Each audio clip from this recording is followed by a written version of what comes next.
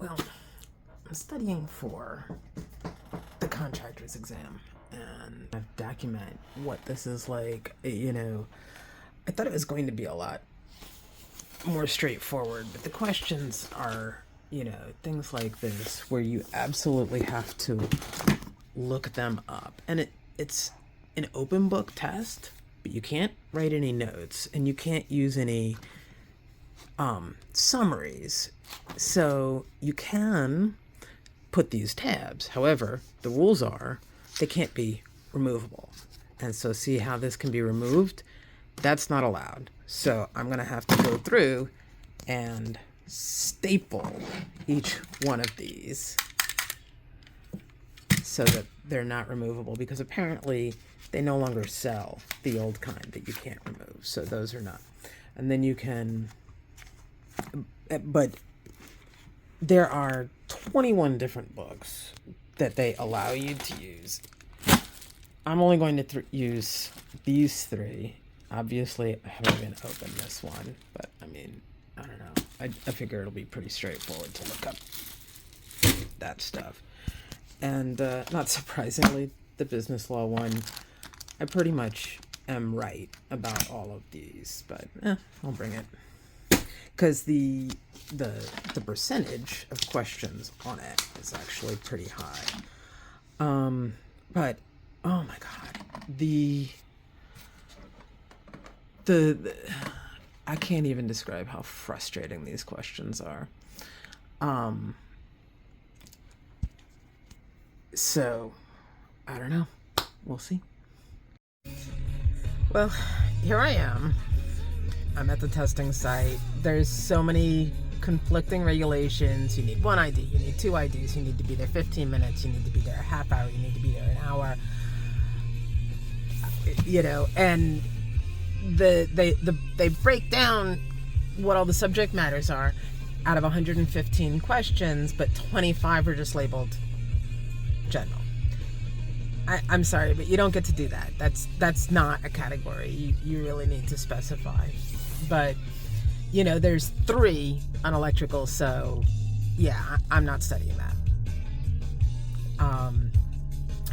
There is a lot on concrete and masonry, which by the way means bricks, apparently. Masonry is just a fancy word for bricks.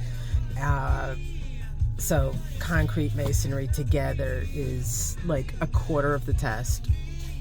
So other than tabbing my book, I've spent a lot of time memorizing the sizes of rebar and the amount of concrete that goes on stuff. Anyway, we'll see what happens. Oh my god, I'm exhausted. I did not pass. But I don't think that in the time allowed I could have done better. Most of what I got wrong was just general trade knowledge of stuff that I don't know, like glass and masonry. But interestingly enough, apparently I got 10 wrong on procurements and contracting requirements. So that would have been way more than enough to get me over the edge. And so I have no idea. And then 8 for general requirements. So since I never knew what that was defined as, I did go through at first and tried to organize all the questions of a theme, but the jumping to port didn't work, so I wish I hadn't done that. And I also just wasn't so tired and so hungry. It has been a long 6 hours. So, all right, well, I'm off to work. Okay, so I'm just gonna kind of go over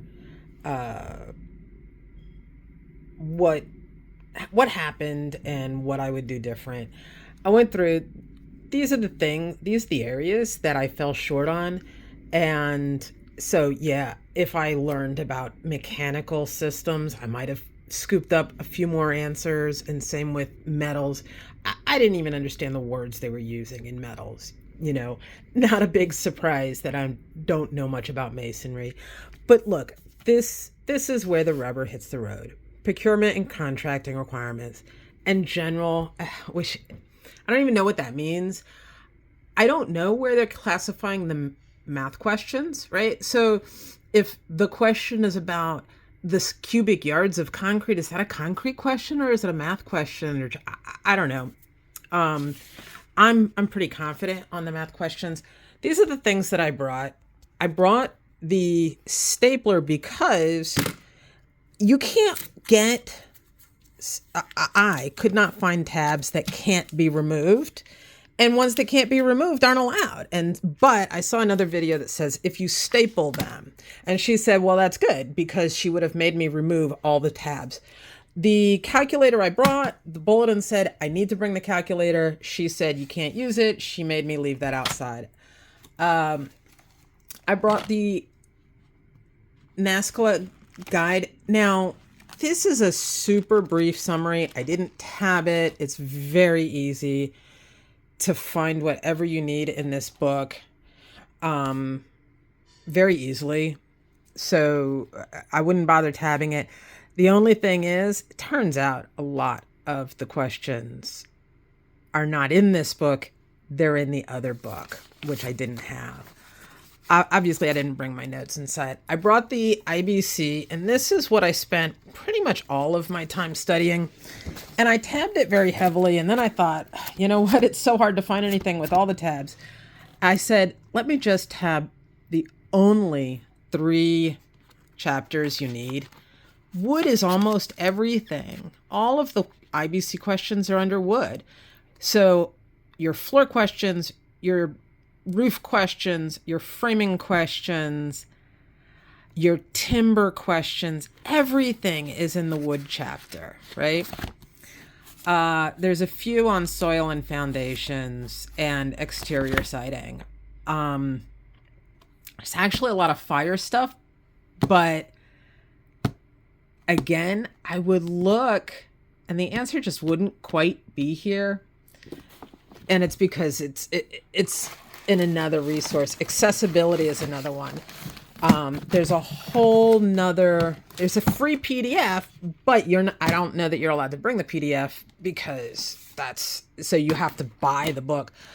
I put 4 tabs like while I was sitting in my car for the OSHA book, but I didn't unwrap it until the day of the test. It's very obvious when you're looking something up. It's obvious where it is, right? If it's a scaffolds question, there it is, scaffolds. So no tabbing is really needed. Those are the only 3 books I brought. The test lady said, she was shocked. She said, you're supposed to bring 30 books. And I said, So she's right. I should. And here's the thing. If I had brought, looking for the bulletin. So here's the bulletin, and so here's the same breakout. Clearly site construction and contractor. And these are the areas that I would have thought as a lawyer would be, common sense for me. The problem was the questions were very highly specific. So while if I knew the terminology, I could have maybe worked it out with common sense, but it was about project management techniques and budgeting strategies that have abbreviations I just wasn't familiar with. So here's the thing. So there's the standard for accessible. There's a lot, questions about accessible entrances that I could have looked up in a heartbeat if I had just had that book. And then this one I had. So these are the other 2. Contract job site management, contract project management. And again, the reason I didn't get those is because I just thought that they were soft skills, just common sense stuff. I saw another website that said that this project management book is duplicative, and if you have all the other ones, you don't need it. My theory is the other way. Maybe if I have this, I don't need all of that.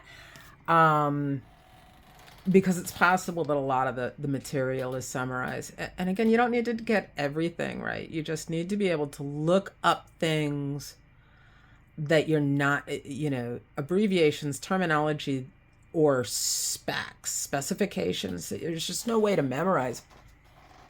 So I had that one. And I had this one.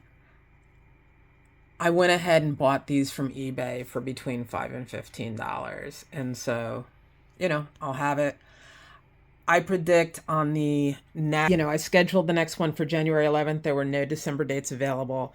Honestly, I think if I had that book and I sat for it today, not only would I pass, I would take probably a third less time. I did finish 15 minutes early. I was done. I was tired. Also,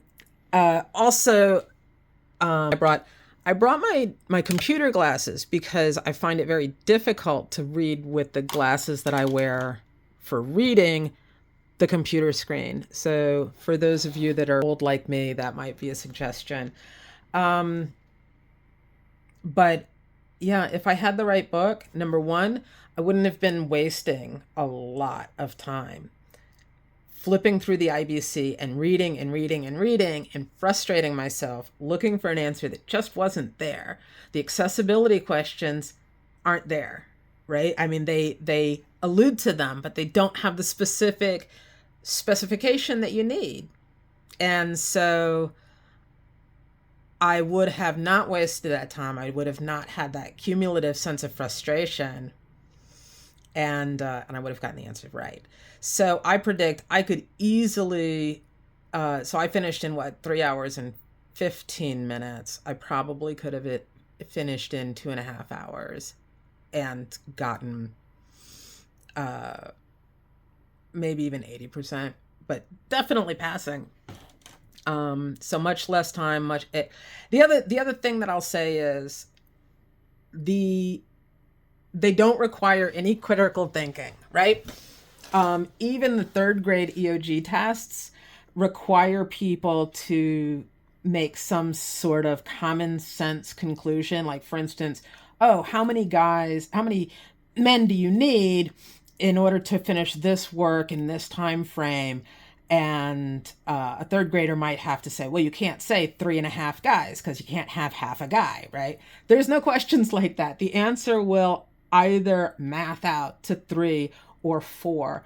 And the same thing with the timber. They're not going to say, well, what size timber do you need?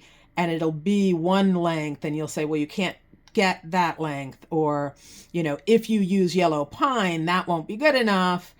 And so you'll need to use Douglas, spruce fir, because it's even though that spec is longer, it'll be exactly correct. It'll give you, so you won't need to do those what do they think? And they don't do the tricking thing, right? If you divide by 9 for cubic or square feet instead of cubic yards, that answer won't be there. So they're not going to catch you on, just rushing through, and, the typical wrong answer isn't going to be there. So they're really straightforward in that the wording is going to be exactly like it is in the code. So in that sense, now, in summary, here, I have not done a lot of building, but I'm very good at taking tests. I recognize a lot of people taking this test are people who are very good at building and not very good at test taking. And so their experience might be different from mine, but I can find stuff in books. That's my thing. I can do that, right? I am a lawyer. I'm not that kind of lawyer. I'm not a writing lawyer. I'm a court lawyer. So, all of this is just tedious to me. I don't regret putting them, but I also found that I wasn't even using them as much as I was during the practice test. Now, I did buy one study guide, and it costs like $50. And I did find it very useful. If I was going to pay a lot more, I would probably do the one that's 400, and they give you, what I will say was not a good deal, was they give you a practice task. PSI will offer you a practice exam, but instead of being a 115 item practice exam, it's got 11 questions. That is not, decent. But yeah, this one I thought for $49, the only thing is and they offer it in print, and I wanted that, but just logistically, it just didn't happen. But there's lots of questions here, so I would recommend that. All right, so there it is. That's the resource that I was using. Anyway, I hope that you all find this helpful.